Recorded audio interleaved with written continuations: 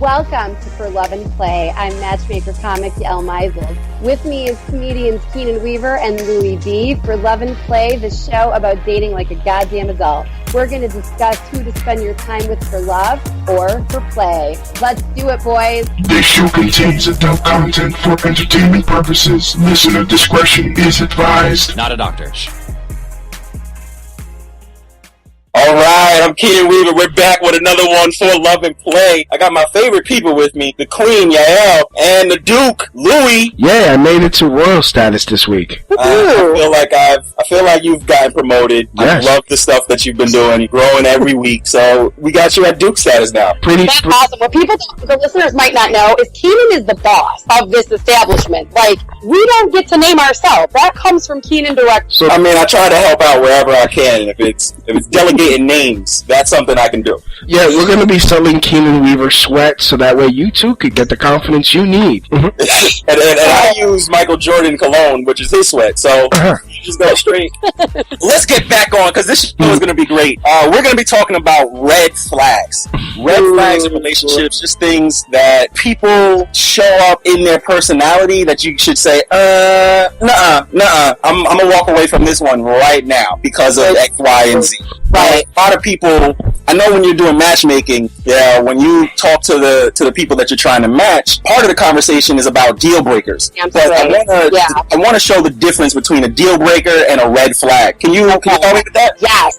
Okay. A deal breaker is something small that's important to you. For me, it's religion and money. Those are deal breakers. If you're not Jewish and you don't have any money, I can't date you. Period. Yes, I think you're a lovely person. I just can't date you. That's it. No other reason. A red flag is substantially different than a deal breaker. A red flag is like when you've been in it a little bit, you're dating, you know each other, and then all of a sudden something happens that is just, I don't want to say, it's not compatible for you. For me, a red flag would be somebody who parties with scary drugs. For me, that would be a deal breaker. If we don't judge anybody, but if someone has made it past the deal breaker stage, they're Jewish, they have money, we go to a party. Anyone who knows me personally, I love electronic music. I love warehouse parties. I could dance my ass off till 6 in the morning. They're my favorite thing outside of comedy and mothering to do. Love it. I'm not a druggie. I'm not a druggie. That's really it. So if someone needs to do lines of coke or someone needs to pop a Vicodin, that to me is a red flag. You walk away, and that would be a great example, I think, of the difference between a deal breaker and a red flag. Right. Like mine, for me, a deal breaker is smoking. If a female smokes cigarettes, I just don't like it. It's relationship over, can't move forward. Right, that's it. A red flag for a female if she's always a little too emotional with her text messages. Like, a red flag is 7 to 8 emojis. 5 is cool. 8 is like, all right, we're a little bit too much. She has no way to use her words. That's a red flag. I'm gonna be it's just too much. I can't do the winking, and I hate text messages. That's just me. I'm going on. I'm sorry. Yeah. Louie, any red flags for you? She can't be dead. That is a very that would be a deal breaker, sir. You're not understanding the concept of this. Okay, a red flag is she's not breathing. Right. Yeah, exactly. Okay. Now you got it. You see? Yeah. That's how the Duke picks up quickly. You learn quickly. That's how you're promoted in these ranks very fast. Yes. That's pretty much it. Let's talk about. We kind of came up with a list of red flags that we're just going to kind of have an open discussion about. There's something very popular going on right now, and one red flag is a person with a history of on and off relationships. Can you expand on that, Yael? Yes. Okay. This was a big deal for me with somebody that I really like. Years of on and off, running back and forth between this woman that he was involved with. This is something that to me holds no stability at all in a relationship situation. If someone has been on and off, I mean, they break up and get back together a couple times a year, take several months stretches away from one another, what have you. I mean, that shows that this person struggles with committing or being committed to by that person. And as far as I'm concerned, they're not completely single. That means, I feel like they have one foot constantly out the door. So especially if if it's one other individual, it's the same ex. These are people that can't figure out their feelings for each other. And what they do, and they're doing it incorrectly, is they continue to take breaks when the reality is they should just break up and find their peace friends with another partner. And it's usually people that are not emotionally very strong or emotionally very healthy that get stuck on this emotional glue trap. Yeah, that to me, why are you doing this limbo? I mean, some people call me an asshole for it, but when a girl breaks up with me, it is done. Like, there is no type of communication that I want to continue. If it's over, and I don't care. I had one girl, she had said that she broke up with me because she wanted to see me fight for her. You know? She hit me up like months later, like, you're an asshole, you didn't even try to contact me, blah, blah, blah, blah, blah. And I'm like, why would I contact you? We were done. She said, but you were supposed to fight for me. The fuck kind of, she wanted you to be a stalker? Did you get in the face after she said that? It's mind-blowing. It was mind-blowing, and I couldn't even understand the logic behind that. Right. There isn't any. We're not going to do the back and forth. And don't even hit me with the, but we can be friends. I got friends. I don't need you to... But I don't have as a girlfriend. Exactly. I don't need you to be friends. I have a friend, Robert. He's a funny comedian. He has a joke where he says, a girl saying that they want to be friends at the end of the relationship is like being carjacked, and the carjacker says, yo, do you need a ride anywhere? That's pretty much, I mean, I'm comfortable with that. Yeah, that's kind of how I feel. Ridiculous. Yeah. I really don't understand Unless you have a reason, a solidified reason why the two of y'all bitches need to get along, whether it's work-related, office romance, whatever, I don't see the point. Children, obviously, things of that nature, but unless you have something tangible and something important that you two have to make nice, there are people who make mistakes and then sometimes try to rectify them, but I always say you need to play that card very carefully, very discriminately, and I don't know if I said that right, but you need to use discrimination, not in a racial sense, you need to judge this person essentially. That's really it. Exactly. Yes. Because a red flag is really just a warning signal. A red flag is just a warning signal to a deeper personality that would rear its ugly head later on as you get more invested in this relationship. Something that we see very early on that's a red flag that people always ignore, one of the first ones that they ignore, is just the person having unrealistic expectations of a new relationship. Ladies and gentlemen, love at first sight, unfortunately, is not real. It's not. Very seldom does it last with longevity and peace. Opposites do not attract. You need to think, earn, spend, make, and live the same way if you want longevity. Someone has to mirror your dreams and aspirations. If you are 2 weeks into a relationship and either one of you is throwing out the word I love you, it's not sincere and it is valueless to both of you. And if you have a decent amount of common sense and someone's pulling the I love you card this early on, you need to run. Run away. It's not real. These things are not real. That should be a very big red flag. When someone is spitting out very heavy emotional statements that are likely, the longevity is not there to support their actuality.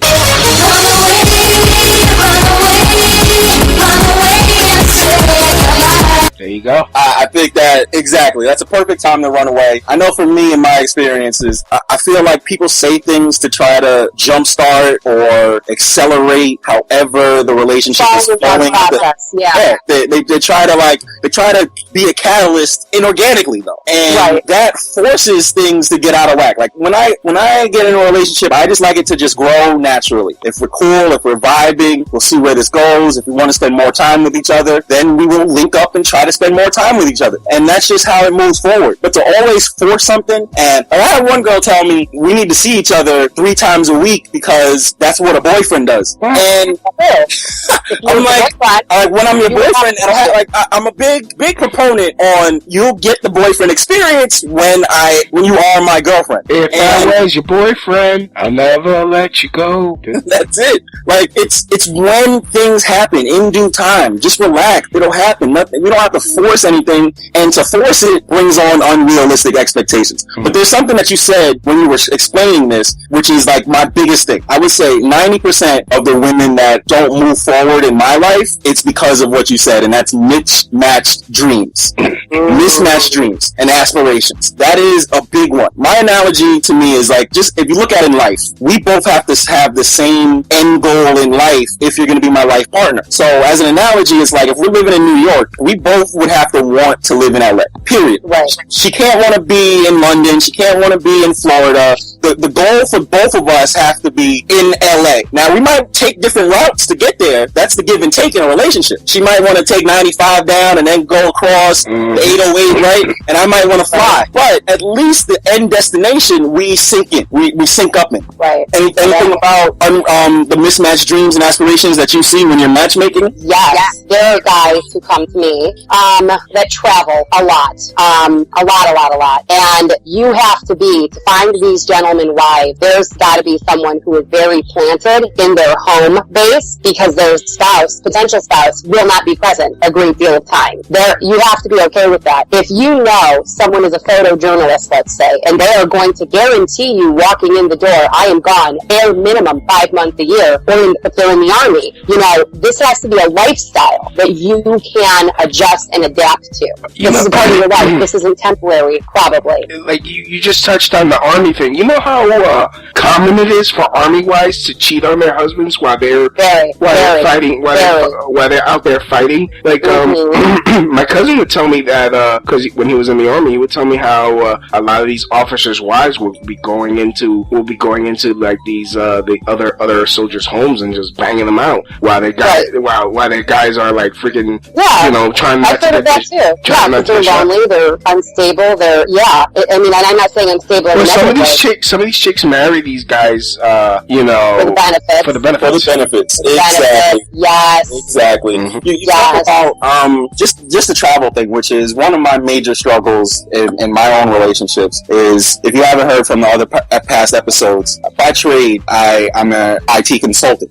So my job has always been to travel all over to different client sites and implement like large scale software. But I was always, it was damn near like 80% travel for the year. So when I would meet women, they would be very attracted to the ambition and the lifestyle and everything that the money, the money, the rewards, like the hotel rewards and all of that I would be racking up was attractive and it's fun, right? But when it got down to being in a real relationship, I always used to have to really look to see if this woman would be able to handle me being gone. And I can tell very, very early on who can and who can't, because it's a little bit like there's some women that I would date and she would say, just tell me when you land so I know that you got in safely, and when you're in a hotel, and then that'll be about it. We'll text like after work or at night, we'll text, nothing would change just because I'm in another city, right? Just our text, we didn't live together, so it didn't matter. Nothing would change. But then when I would be in another city, some other women would just be a whole different type of person, texting me all day, calling, messages,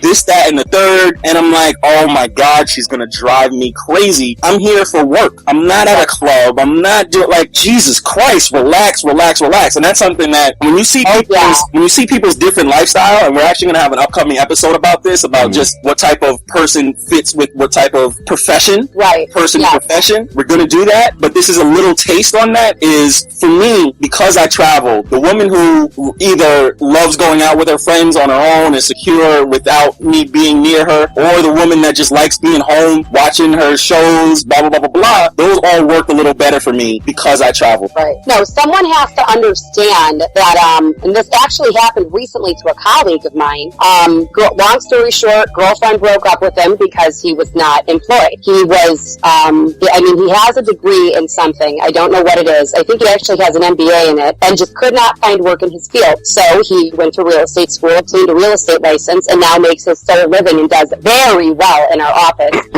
doing only rentals, which is funny because in real estate, people have different areas of expertise. For me, it's development, and for this friend of mine that I work with, it is rentals. He kills it. But when I tell you he works 60-hour work weeks, it's not an exaggeration, and she broke up with him recently as a result of this, and I said, let her go, because now you're in a position where you can put a ring on her finger. If you two were to have a baby, you could fund that, you could afford to have a life with her, and she didn't want to be with you because you were spending too much time at work. Give me a break. This woman doesn't know what she wants. Are you kidding me? Yeah, you can't have it all. You definitely can't have it all, and that goes right back to the... Listen, if you like money and you want a dude that's financially sound, ladies and gentlemen, you need to realize wealth comes from hard work. Hard work work is hours of your week, not 20. Like, God, in a given day, if I talk to either one of you on the phone, it's between, I'm at work all day. I don't get off work till 9 o'clock at night sometimes. Like, you would have to be okay with that if you wanted to be my partner. You'd have to be busy doing your own thing. I leave a real estate office and go into a comedy club. The nights that I don't go do comedy, I'm home with my children.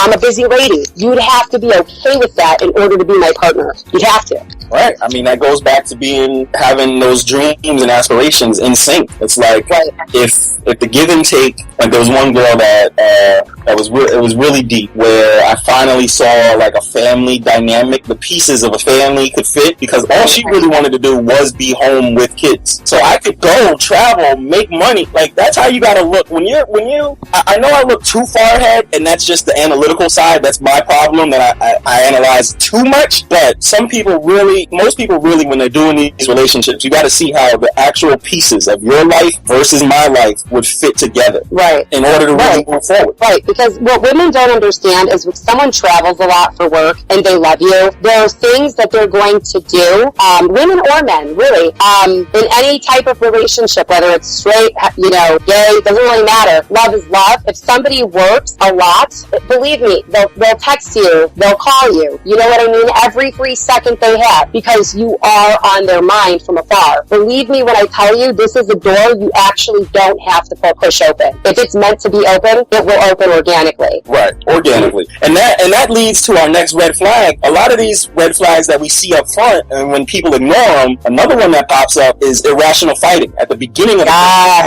at the very beginning of the courtship. How would you explain? Well, let me tell you something. Ladies and gentlemen, irrational fighting at the beginning of a courtship is how I found myself divorced. I found myself a Cancer who was very attractive, fought with me about absolutely everything. Believe it or not, I'm not much of a fighter. So when someone is a nitpicker and then it turns into an argument, this is likely a person who likes to argue. For the sake of it, I'm saying, they don't really they'll fight with you about anything. Is it Starbucks or Dunkin' Donuts coffee? When someone will fight with you about things that are seemingly small, you either have to be the type of person who can handle that, which I surely am not, or you need to back out right away. When someone is a fighter, especially over a rational topic, there are people who do get mad over Starbucks or Dunkin' Donuts. Just a small example. When someone gets mad over seemingly small things and they escalate into an argument, and at the beginning of the fight, you were fighting about, do we have Starbucks or Dunkin' Donuts, and at the end of it, you're pissed off because you're not in a Facebook status relationship yet, blah, blah, blah, back the fuck out, walk away. Yeah, that to me, like, for the guy side, is when you find those drama queens, you need to just back. I don't argue in the beginning of any relationship. Like, there's nothing to argue about. We either need to be getting to know each other more, and if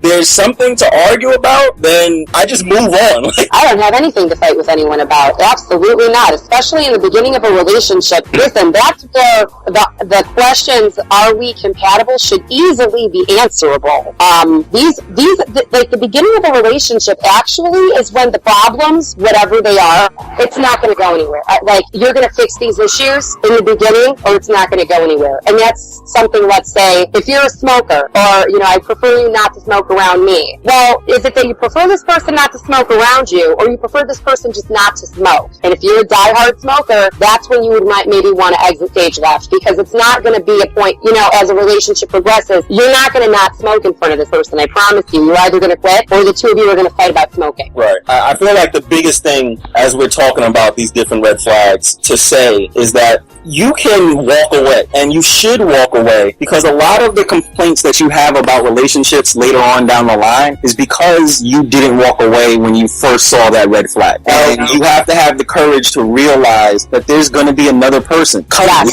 You don't have to hold on to this person just because you want to be with somebody. Damn straight. That is so true. That is so true. You can't let desperation be your motivation to picking a partner, because mark my word, you will pick the wrong partner. partner. You will. If you're lonely and you don't see past the lonely, it's just about having a body, anybody who you find attractive, being by your side. You're not dating for the right reasons. You're not picking the right people, and your chances of being successful in this endeavor are next to zero. I mean, there's a stat out there that says that people spend more time researching and figuring out job prospects than they do with dating. They'll spend more time looking up the boss and looking up what the corporation does and looking at, okay, well, this benefit that they have, I really don't need, so that's not all about the decision and negotiating. We just spend so much time, rightfully so. But I feel we need to spend the exact, if not more time, with picking your life partner, picking your husband, picking your mate, picking your spouse. Like, why are you so diligent with picking your new job and not have the same diligence when picking someone that you're going to spend hopefully a lot more hours with than to work? Because I mean, I feel like if you work in a bad place, after 8 hours, you can get out and hopefully go home to somebody that'll help relieve that stress from those 8 hours. I mean, if I could jump in real quick, I mean, this kind of reminds me of, like,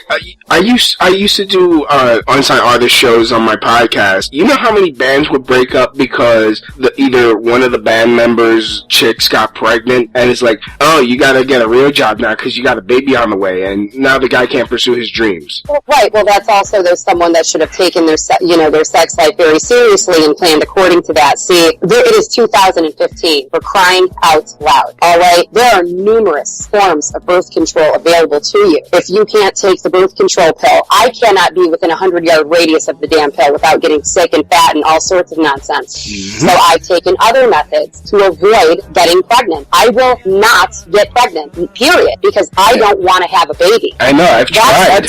That's not the woman's fault. It's because kids destroy dreams. It's in the name. Kids incinerary dreams. That's what it stands for. Yep. Let me tell you something. Children in the right time, all right, can either motivate. I'll tell you straight out. My children are single-handedly the biggest driving force of every single drop of success I have had in their lifetime. It has been motivated by my children. I don't know that I would have a level of success without them. They motivated me to work harder and to pursue my job, my dreams. I would say pursue my dreams in a realistic sense. If you have a child that you're not really ready to care for, I mean, that's a whole other, argument. But again, there should be, as far as I'm concerned, between two mature, responsible individuals having sex, I don't see how an accidental pregnancy in 2015 is possible. If you don't want to buy condoms, not a problem. Go anywhere on Atlantic Avenue, any Department of Health, get a bunch of them for free. I mean, there's no excuse for unwanted children. I don't like how they feel. I don't like how condoms feel. Yeah, I mean, it's the accidental thing. You should be more adult about it. Step up, be adult. We know where babies come from. We don't think that there's an accidental stork dropping by. So you should just be more responsible. But I understand that accidents do happen. I just think the kids thing, when you have it ready for your life plan, they can motivate. But if you're not ready, then it can detract. So like for me, a very personal experience is I've just got into comedy very recently. As I said, I've been over 10 years as an IT consultant. I was living this life, about to buy a house, about to put a woman in it. Like, I didn't have the woman yet, but I was making sure that I bought a house with a man cave so that I could always just run away. Right. Mm-hmm. I was already like, that was just how I felt my life was going to be like. And then comedy kind of just called me. It was always there, but it was like, all right, I'm successful doing technology and I like technology. I'm only able to pursue comedy because I don't have a wife and kids. Right. I wouldn't be here. We wouldn't be doing this if it wasn't for that. In the right way, it can help. And in some ways, if you're not doing what you already love, you'll just have to figure out how to do it outside of that. It's not to say that it can't be done. It's to say that you're going to have to learn to maneuver that type of obstacle. But one red flag to get back into that, you put this on there, is hidden children. How do you have hidden children? How in the hell does someone have hidden children? All right. When someone you are going out with does not disclose that they have a child prior to the date, I think that's horse shit. I think that's grounds for me. In fact, I walk out.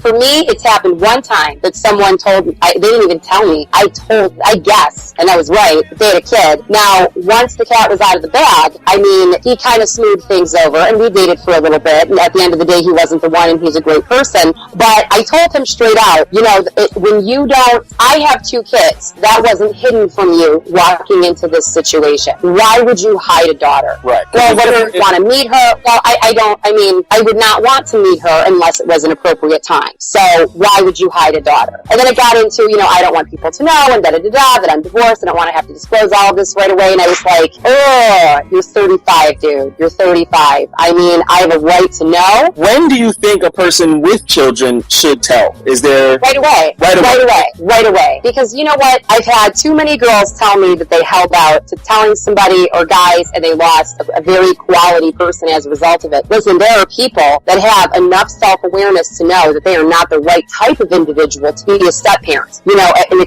especially an active one. I mean, anybody who would be joining my situation would essentially be adding on to the role of father, to my children. Their father is unfortunately not with us. So, I mean, it's a situation where they would have to actually step up, literally, mentally, emotionally, spiritually, and financially fund, support, and love my children. Without question. And, I don't think this doesn't sound nice on the 4th date, because that means 4 dates have gone by and this hasn't come up. Why? And then it can get into, well, what type of parent are they? Are the kids in their custody or not in their custody? If the child isn't in their custody, bing, why? How come? What's the reason? I look at it like this. You're not going to tell me about kids. There's a lot of things you're not going to talk to me about. And that's exactly why it's a red flag, because if you're not forthright in just what your life is, and I would hope if you're a good parent, one of the biggest parts of your life, if you're not upfront with that, then you're right. If you, after we've been going together, it's almost like you were holding a lie. You were holding the biggest part of you, and I can't. And then you said something that was very profound. If a person, it takes a specific person to be put into that role of a potential stepfather, stepmother, or just even dating a woman with kids or a man with kids. It takes a specific type of person to do that. And if the person realizes that I'm not the one to be a stepdad. I know this because my best friend made me a godfather at like 21, and I'm a deadbeat godfather. I am upset. You're a deadbeat godfather, Keenan. I am. Every year this kid is alive, I gotta go get him a gift. It's just too much. I don't understand. For real. I'm not ready for it. All I'm saying is I'm not ready for it. Uncle Keenan. Hi, Steve. No, my name is John. Fuck. I don't even get the uncle respect. I don't get that. They just call me Keenan. They just call me Keenan. Give a shit about nothing. Hey, you know what? It's better. Anything's better than being called the N-word. You know what I mean? That we don't even have to worry about, because no one better call me that to my face. But it's just that it wasn't my fault. What I'm saying is he didn't do the due diligence to pick a good godfather. Just like women need to do the good diligence to pick someone who's going to be a good stepdad. He should have known that I was an ain't shit godfather. Like, I'm an ain't shit. Like, that's it. Right. You should have been more self-aware that I'm picking a terrible person in the godfather department. For the record, anybody that needs godfather services, Uncle Louie B will help out. You teach your kid the finer points of being a dirtbag. So if you wanted a godfather between the two of them, and I love Keenan, you'd want Louie, because Louie would actually do and embrace the godfather role. He would do the trips to the parks and the baseball games. Everyone would have a good time. No one would get molested. No. Yeah, Uncle Louie would be a lot more fun than Uncle Keenan. Uncle Louie will teach your son how to break kneecaps. Like he'll teach him the martial art of passive aggressiveness. That's true. And see, you would never want me to be your child's godmother. See, because I already have a set of twins. All right, I know how deep this shit goes. I'm not doing it. However, if you wanted to be my child's friend and have a play date situation, that's when Tanto Aya'al becomes a lot of fun. But if you want me to do anything on a regular basis, you're an idiot. You need to pick a much better godmother situation. Out of the three of us in the godparent department, Louie is the only one that you would even want a little bit. I'm serious, between the three of us. I'm the only one that's emotionally stable. Ha ha. Also, God bless him. You know, we make fun of Louie all the damn time. Relentlessly. And I don't ever focus on his positive attributes. And believe me, there's many. And between the three of us, Louis is the most likely to commit to you. Louis is the most likely to spend money on you. Louis is the most likely to be an excellent godparent, uncle, big brother, big sister situation. Believe you me, definitely Keenan and I have our qualities and attributes, but in terms of being a family man, that would probably be more Louis than. But again, I love my children, but I don't want to spend time with your kids. With someone else's kid. Hey, that makes perfect sense. I feel like having kids is the same thing as another red flag, and that's criminal history. I'm just saying that you messed up in your past. So, what about criminal history? Oh, I mean, okay. This is where discrimination and judgment, again, not racial discrimination, character discrimination, really needs to be prevalent. Listen, I mean, come the hell on. If someone is recently released from jail, there is a reason why. And there's a reason why. Believe me, people don't just go to jail for stupid reasons. Even when they're innocent, they were always somehow involved. Almost in the cases where someone went to jail and they had no involvement and it was a conspiracy and all sorts of nonsense, Lifetime makes movies about these situations. So unless your boyfriend Darnell or Edward why gotta be Darnell? Movie, I said or Edward. She saved it. I'm just saying. Yeah, ladies. She saved it. I want to know, if Bernie Madoff got out of jail and he still fits the money aspect, would you date him? I would kill him. I would take him on the date so he can die. Oh boy, I don't believe it. No. I feel like criminal history is something that is definitely a red flag. But I would say, because I think it is more prevalent in certain communities where people are railroaded into the prison system and may not have anything to do with it, that you got to look at the rap sheet. Drug possession, like marijuana, he's not a different person. Everybody, so many people smoke marijuana, that shouldn't be a criminal history red flag. But if it's something else, then, like you said, you should worry about that. And drug dealing, I'll tell you why. They get very used to the money. So even when they're on the straight and narrow, it's very hard because they know that when they're doing a 9-to-5 job, making, whatever they make, you could fling some shit on the street and make quadruple that in one evening. Someone who has a history of drug involvement, for me, I'm not talking pot. I'm talking slinging dope, yo. Right. No. Boston New Street. That's what they miss the money. New York. No, and if you do have a criminal history, the same rule applies with children. You should say that up front. It should be the first thing right before the zodiac sign. You gotta be like, hey, my name is Ashmith, and I was in jail for weed for 2 years. Now I'm out, and I'm an Aries. That's how it should say. Ashmith? Yeah, I tried to do like something where it's not racially biased, and I think you should have just went with the racial bias. Just to be safe. I tried not to. Now everyone listening is gonna trip. Ashmith? I wanted to do a Jewish name, but I couldn't think of any. So really? Shmuley Orr. Shmuley, Moshe. I even have a last name, Shmuley Orr. How can I get points on that one? Yeah. Yeah, that would be O-R-H. Yeah. Or O-H-R. That means light. It does. Yes. You see, and he's worldly. You see the culture type. I don't understand why you're not getting love on your online dating profiles, Lou. You're not putting your best stuff forward. That's what you should say. I should just start putting dick pics. That seems to work for black guys. Yeah, but you're not a black man. Well, Photoshop. Photoshop works. So that Photoshop is perfect because another red flag is inconsistency in relaying facts. Mm-hmm. And people like to Photoshop their lives and Photoshop their stories and not stay on the straight path with the same story. Oh, that's a big problem.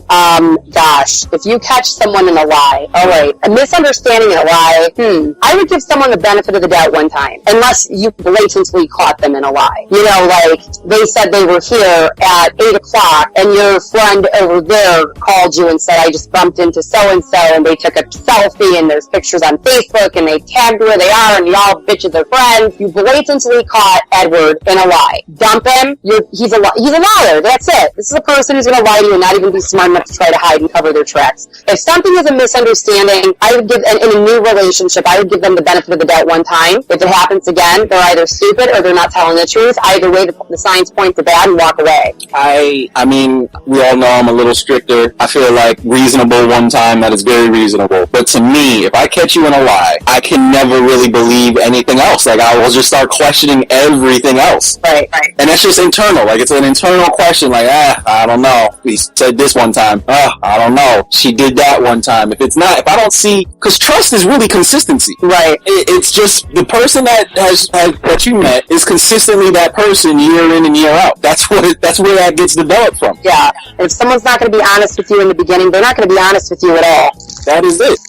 I'm pretty sure the Miss Madoff, she got caught up very early on and was like, it's nothing. See, that's, from what I understand, she didn't get in a whole lot of trouble. I mean, I don't know. See, because everybody thought her husband was successful. Her story is she didn't know about this shit. That's the story. Right. I don't know how true it is. There's no way, because women are the greatest detectives in the world. She knew. She just liked that. She just liked the lifestyle. Definitely. And that goes right into another red flag, which for me is a very big one, is not taking ownership of actions, where someone like always blames others. Right. Always. I have a story that shows this perfectly. There was a beautiful young lady. I was like 26 at the time, right? And she approached me. She was cool, but at 26, I was just 100% play. Yep. It was just, right. I was just like, no, I literally said this to her. I was like, unless God tells me that women aren't going to be on this earth in 4 years, then I'm good. That's exactly what I said. Was she like, I love you and I'll wait for you? She did the if we're both not married by 30 thing, then we should get married. And that was another red flag. The marriage pact. Let's go back pact. to the one that we're talking about, and it's not taking ownership. So we were cool. We could have had something if she was allowed, if she wanted to play with me. If she wanted to play with me, boom, fine. And I'm always mature enough to say up front, like, I put it on the woman. I let them know where I am, where my mindset is at that given time, and if you are willing to go forward, boom, that's who I will be. If you're not, and you're thinking in the back of your head, I'm gonna make him my man, then you weren't honest with yourself, because I put it out there. So we would hang out. Then she got into a relationship with another guy. That relationship was fine. We still remained in kind of touch, because you can't get rid of people anymore with goddamn Facebook. I hate Mark Zuckerberg because of it, because it takes me too hard to break up with people. I gotta unfollow, I gotta unlike. It's just too much work. It's like why don't you just block them and it's just one step? Jesus, Keenan. It's too much. It's an extra step. How's it an extra step? Before all of this, when you broke up with somebody, you would never see them again until you were both at the mall and you were in your sweatpants looking grungy. Like, that was the only thing you had to worry about. Now, it's just too much. I hate it. I'm going on a tangent. I'll get back. So she goes into a relationship with this guy. Relationship seemed very cool. It was moving forward. And we, like I said, we remained friends. I was even friends with the dude. And then all hell broke loose. They break up. She goes back to trying to get with me. Now, you might think, okay, 3 years later, that makes sense. I might be in a different mind frame, but I really wasn't. And she would blame her whole relationship with the guy that went bad on the fact that I said no up front.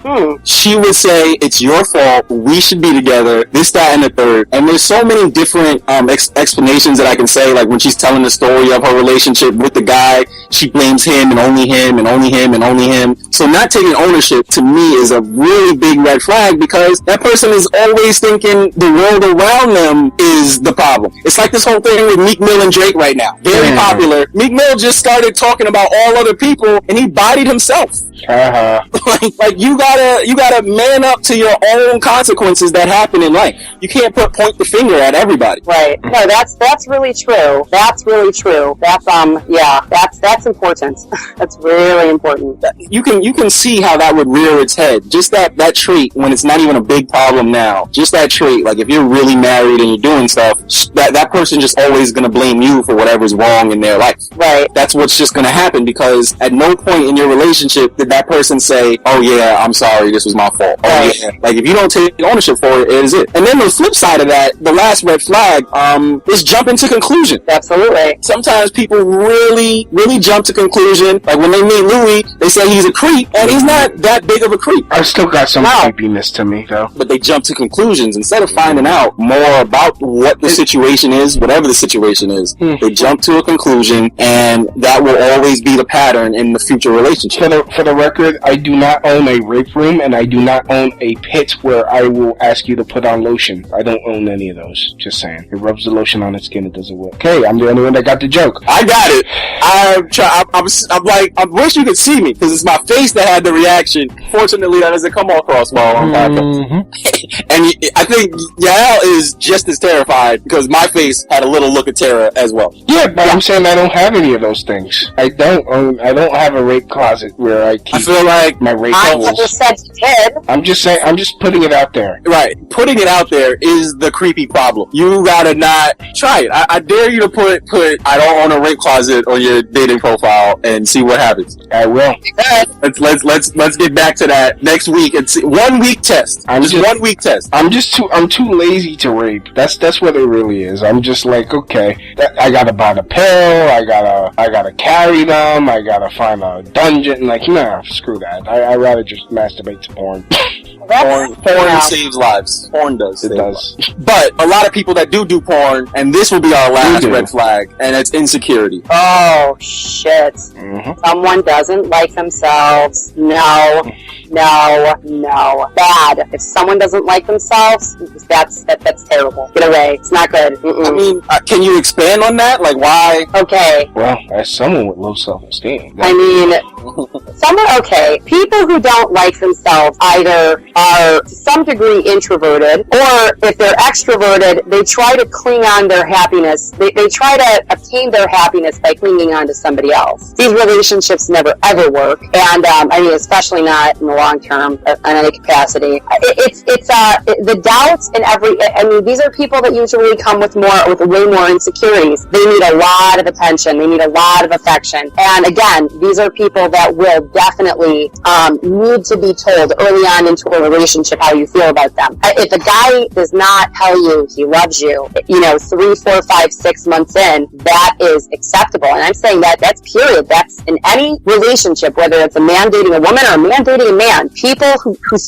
an insecure person will probably throw words like love around very quickly. They dated you for 2 weeks and they're in love with you. No, they're not. That's a person who would fall in love with anybody. There's literally nothing special about you. Isn't that shitty? Nothing. Right. The one insecurity thing that I come across a lot is the physicality of the woman. Whatever she feels about her physical. And I know it could be the world around them, Hollywood pushing this, but at first I will always, if a woman says, okay, I'm not talking about how does this look good on me? Simple questions. Those look fine, confident questions. I'm talking about I'm too fat, I'm too skinny, I gotta get this, I gotta get that. I'm like, alright, work out then. Don't complain to me. Why are you talking to me? Go to the gym. There's a way to get rid of it.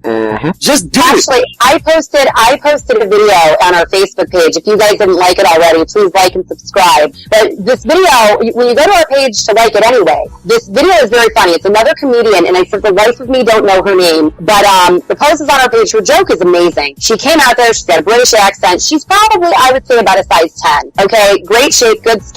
But she's not a tiny girl. I'm a size 6. I'm not a tiny girl. Like, she wrote a joke about your thighs rubbing together. Fucking hell. If a dude does not like your thighs, believe me, I doubt it you guys would have made it into the bedroom to begin with. I mean, are you trying to take a woman to bed that you're not, that you don't think is hot? Seriously? Nope. I don't find very many men will do that. Nope. That's why that's why I blame Hollywood up front, because a lot of the images that put out, honestly, guys aren't even really going for that. Like, no, always that we love different women in all different shapes. That just women in general, I feel, are just beautiful. Like they're just gorgeous, and there's all different types, and that's what makes them beautiful. Yeah, definitely. That is it. So whatever your insecurity it is, you just got to learn to work on it early, and then you get over it. Like my insecurity for a long time, I have big ears, and for a long time, I just was like really that was just always in my head. Like it just my got big ears, no one's gonna like it, no one's gonna like it. What helped me was Martin came out and he started popping, so I started getting a little love in the 90s, but then I'm back to just big ears. I grew into it a little bit better, but it is what it is. I can't change it, and it doesn't matter. Right. Just move on from the insecurity. Everybody has flaws. Everybody has things that we don't like about ourselves. I'm not saying that people think that they're perfections. It's just be confident in who you are, present your best package, and have fun. Right. That is it. I feel like this is a perfect time to end this. So, the Queen, anything to promote? Oh, okay. So, on August 5th at 8 o'clock, 14 Putnam Avenue, hosted by comedian Jared Solomon, I'm going to be performing at SIP, which is a free show. Let's see. You can follow me on SoundCloud, Urban Humor YM, like and subscribe to For Love and Play, post your comments and questions, and we will see you on the street and speak to you next week. All right, court gesture. God damn it! I went from Duke to court jester. Jesus. Anyways, because well, broadcasting live from my rape dungeon apparently. I'm going to be doing my personal podcast, live radio show, internet radio show called The Crotch Shot Radio Show, Wednesdays at 10 p.m. on iHeartRadio.com. Just so do a search for The Crotch Shot Radio Show on the iHeartRadio app, and you can listen to me live, and you can call in and on the Skypes, and you can talk to me, and we'll shoot the shit. And also, you can follow me on the Twitters at LouisB1. So take it away, Kaden. All right, I actually have I'm a little proud of myself. I got some news to present. I was in a couple of contests: the Long Island Laugh Off and Last Comic Standing out in Foxwood round last week, and I advanced in both of those contests. Nice. So, Mazel tov. Thank you. All the information on those updated contests will be on my website, www.KeenanWeaver.com, KENANWEAVER. And every Sunday, New York Comedy Club. Come on down every Sunday at 8 p.m. So we have a ball in that show. And then for Love and Play, you already know. It's on Twitter at the number 4. Twitter is at the number 4, Love and Play. Let's get these conversations going. Use the hashtag at 4Love and Play so that we can start seeing what's going on in the Twitter world. We have good conversations on our Facebook. Same thing, 4Love and Play. So like there. And remember, we're on iTunes and Stitcher. Everybody, keep loving, keep playing. Have a great night, guys. Take care.